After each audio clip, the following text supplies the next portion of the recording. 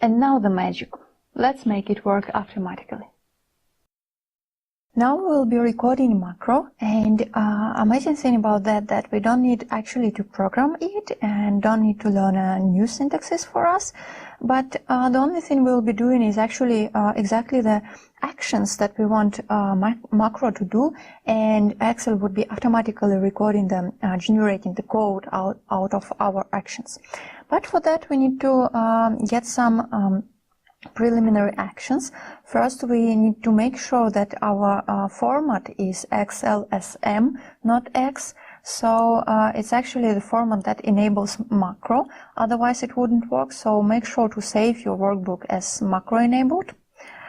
Then here in options, it's good to check the Trust Central settings.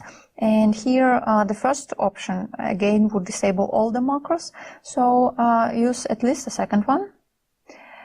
And finally, we'll need a developer ribbon. So here in Customize ribbons, check that developer ribbon is active here. Okay, now we can start. In developer ribbon, we can start recording macro.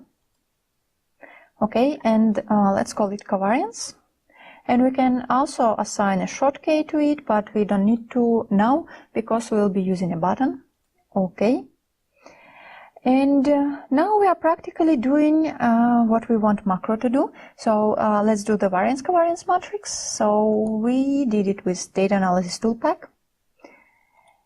And here we want to repeat all the selections. So there were our stocks. Okay, columns, labels in the first row, and reference is here. Okay, yes, and now it asks us whether it can overwrite the existing data. Yes, please.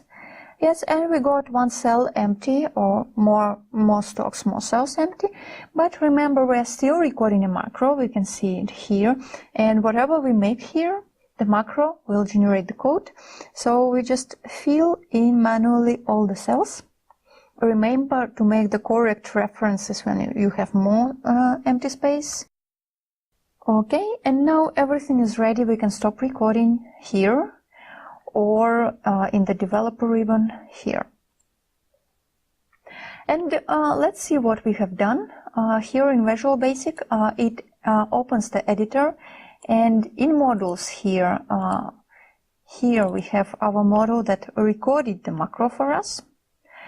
And those was actually making the equal signs. And here it activates, it opens the data analysis toolpack, and this one is an important reference to data analysis toolpack functions. And what we need to make sure is that here in tools references, this the data analysis toolpack reference ATP VBAN and the solver, we will be using solver 2, are active. Okay, and when they are active, there is also this folder appears here with references. Yes, to both of them.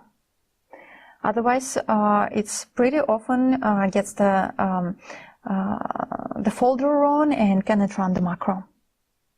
Okay, let's return to our Excel. Now we need a button to make the macro run. And here in Insert, we can get a button.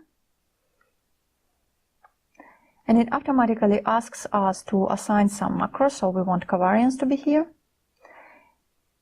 And we can rename the button. Let's make it refresh covariance matrix. Okay. And now if we click it, it should get the data for us. Let's see. Okay. Yoo-hoo, we get all the data. And now let's do the same thing with optimization. So, and again, the beauty is that we can get as many scenarios here in a row as we want. So again, recording a macro, and now it's optimization. Okay. And in our solver, here the important thing when you are recording a macro is that you get rid of all the constraints and repeat the whole procedure all over again. So first we want to maximize the return, changing these values and adding the constraints. Cell references, this one is equal to 1 and these guys are less than 70%. Okay, solve. Okay, and now just repeating that. Again, remember to delete all the old constraints and get them again, otherwise the code wouldn't be generated properly. And we were minimizing the beta,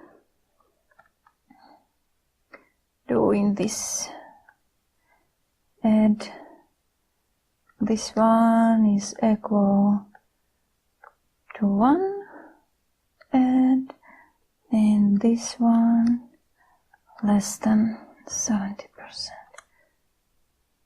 Solve. Okay. And now we are stopping recording the macro. Okay. And now we want to get a button, but this one looks pretty ugly to me. Fortunately, we can assign macro to anything in Excel. Or we can get this kind of button and we can make it look nice. And we can say run optimization in here.